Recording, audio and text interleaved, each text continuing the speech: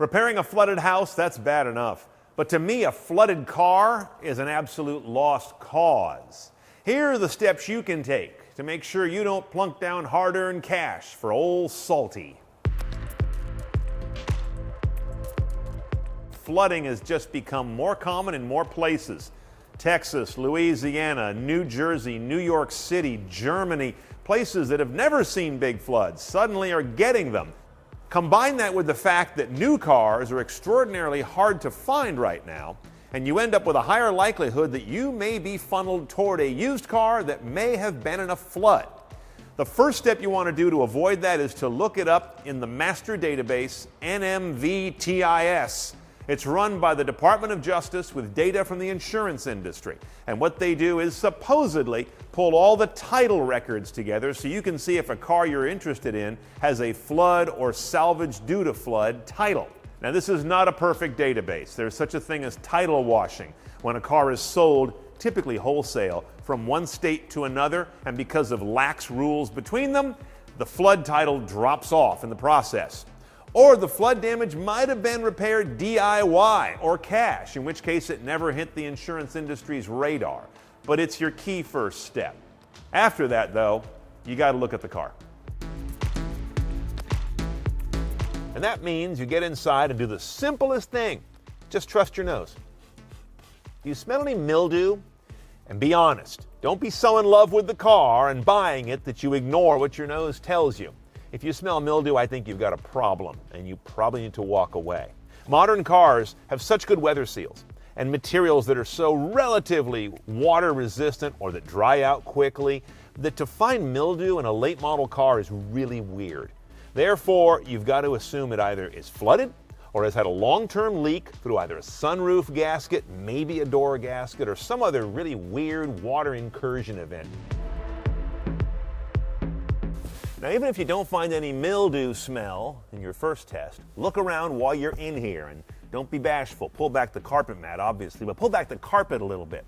And look under there for any dried water lines, any silt that's dried, or hopefully not, any moisture still in there. There shouldn't be water this high inside the footwell of any car unless it's got a really bad heater core leak, which you don't want to deal with, or it's been flooded. Also, while you're under here, look under the unfinished metal surfaces that hold the dash together. Every car seems to have these. Now, this old truck's got some rust here on this unfinished metal bracket. That's fine. It's an old car. If you're looking at a 19.3 series and it's got surface rust underneath the dash, run, don't walk. Another great tell is down here, these bolts that hold the seats. On almost any car, you find them in the same place. If those are all rusty on a late model car, that's a big red flag too, because water tends to get down here first and dry out of here last, and so these get a lot of moisture in a flood car. I violated my own rule on that once, bought a car with rusty seat attachment bolts. It bothered me, but I didn't do the right thing. Had that car about 9 months before I donated it.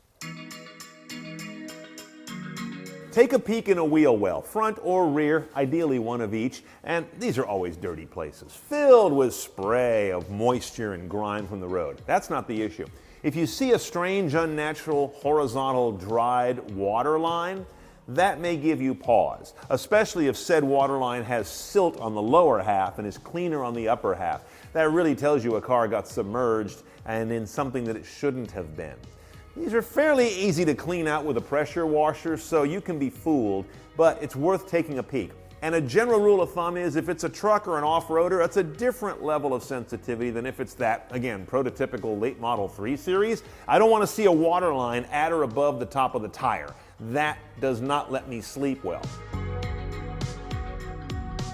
Now, this is easier on a truck than on a car, but if you want to get under and look at these drain plugs, these rubber plugs like this one, and I think that's interior. Yeah, that's an interior drain also.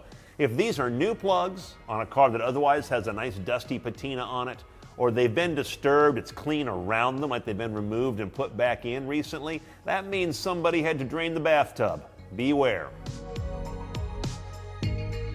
Okay, now we're going under the hood. This is definitely Flood Sleuthing 301, but if you've got the chutzpah and the skills, pull apart one of these multi-conductor wiring harnesses. The lower on the car, perhaps the better. And what you should see in there is bright and clean. This one's got some dielectric grease on it, but I'm not seeing any of that furry corrosion you see like over there on the battery terminal. That's a good thing. If I see that, that means I'm going to have problems that I may spend the rest of my life and all my money trying to fix. Electrical parts getting immersed in floodwater is your #1 problem with a flood car. And this all may seem like a lot of work, climbing around, pulling things out. Sellers aren't going to like it in many cases, but I guarantee you, you're really not going to like it if you buy a salty car.